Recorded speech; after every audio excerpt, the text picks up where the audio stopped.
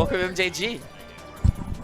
Dude, so I remember the first time that I saw you, and didn't really meet you per se, was at UGC this last year, and you actually took Muse out in pools. You double eliminated him. Oh, yeah. That you guys have such an atrocious battle of like just you grind each other out to the pinnacle.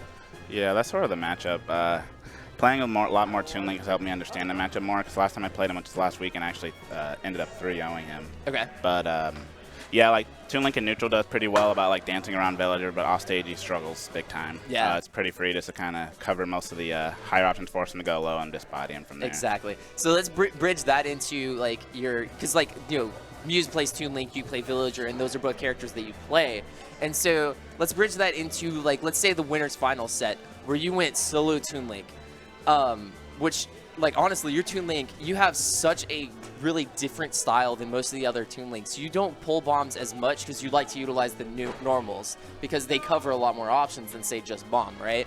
But what was your kind of mindset of, like, I'm going to hold off on the Villager for James until the grand final set because I assume you feel really confident about, like, against whoever you had to play in loser set, right?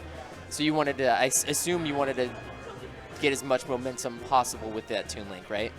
You're talking about when I played James for the first time in Oh, finals. well, I don't know. I felt fairly confident in my Toon Link. Like, I hadn't played a whole bunch this week, but when I did, I played Toon Link and actually like learned just a lot more about Smash 4 Toon Link in comparison to Brawl Toon Link. And okay. I was just feeling really good about that, and I realized it was probably time for a switch because he just kind of had my number for a bit. Yeah, absolutely. So. And then when you moved on, after taking down Deezus, which that was atrocious. You just like destroyed that man's heart and soul.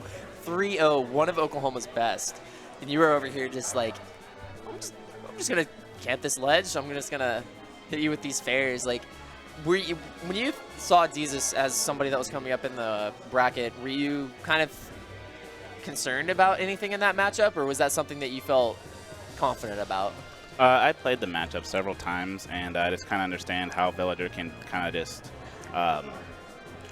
nullify Ryu's game altogether. Like, it's not terrible because if Ryu gets close, he can still hurt Villager. But right. Villager has good ways to cover him if he tries to approach. Like, he can combo him from a down throw. He can edge guard him well. He can hit him out of focus attack. Like, he's got multiple ways to hit him out of focus attack. And yeah, like I said, if you just play neutral well and like survive to the end, you have a good chance of just shutting down Ryu in like several aspects around in the match. Absolutely, yeah. And you showed your prowess in that matchup, and then also like when he switched over to Cloud, I mean, he started getting a little bit of ins here and there, like that maneuverability that Cloud has. It allowed him to kind of get in, but you adapted to that again very well, and just kind of took that set in a 3-0. What was going through your head? Did you hear the crowd cheering whenever he was charging limit? I thought it was pretty funny. It was absolutely hilarious. Yeah, play to win. Yeah, exactly. Like, forces them to come to you anyways. Yeah, so. Exactly. So then from there, you moved on and you played against James. And then you opted to go for the Villager, and you put that to a Game 5 situation. And your Villager, man, is just unreal. Thank you, I appreciate it. And that would like even in that last game, I saw there was like a glimpse. Like I was just looking at your your composure and stuff like that. You're like, I can still win this. You didn't lose that confidence that you had, which I feel like a lot of people who are either on the up and up and stuff like that, they don't mentally have that. And I just saw that like you just carried yourself very well in the sense like, hey, I might be down by 110% or something like that, but I can get an edge guard. I can get Diddy off in the barrels and stuff like that. And you just kept momentum. Now let me ask you this: can you pocket the stray barrels from Diddy? Oh, because I saw you go for that maybe once or twice in that set. Yeah, you can. If I grabbed it, I was gonna throw it back at him because it's kind of stray and it might like randomly hit him when he up Bs. So it's like another way to like edge guard him. That's super creative. That's really cool, man. But I have to say, congratulations on your second place. Like this was a really, in my eyes, a stacked tournament for this area. For as many people as we had come out. I know we didn't have as many of the large names and stuff like that that we typically get when we go to like larger majors and stuff like that, like UGC and possibly Super Wars 4. Like we had DK Will, we had Mew Squared, Mewtwo King, and things like that.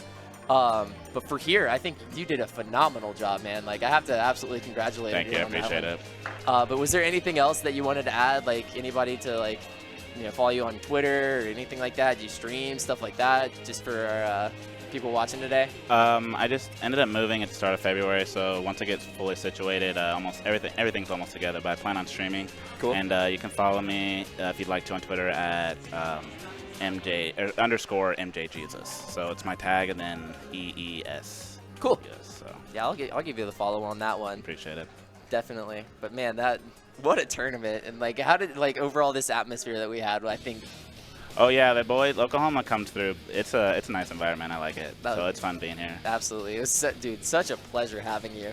I don't know if James is going to be coming up in this joint at any point, but he'd probably be chilling. But yeah, dude, I don't know. Your villager play just, and also doubles. I forgot to mention that you came out second. No, we got fifth. We didn't do too hot.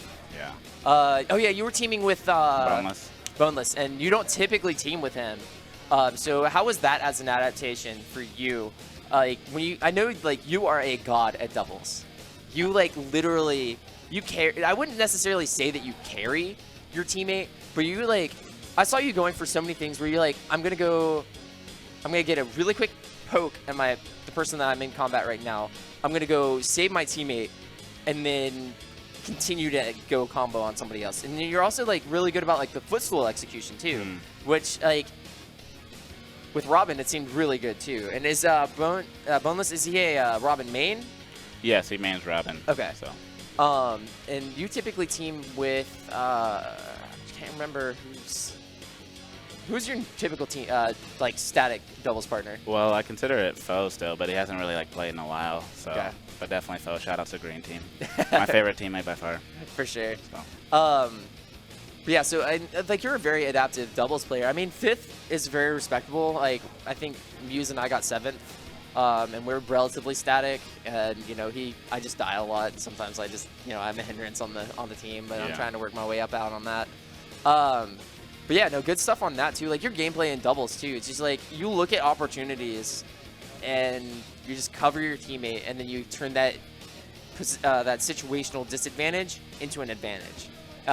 Is that something like? Do you think that you're looking at a match in a more mental way of like, hey, I can turn this situation better, or how does your mental game work in match? Is just like I can get a hit here, I can get a hit here, and then turn it around, or? Well, for doubles, it's mostly like just optimizing the 2v1 overall. So that means like if you're always 2v1ing, there's a good chance if you're like paying attention and spacing yourself right, you can always combo off of the stray hit that your teammate did.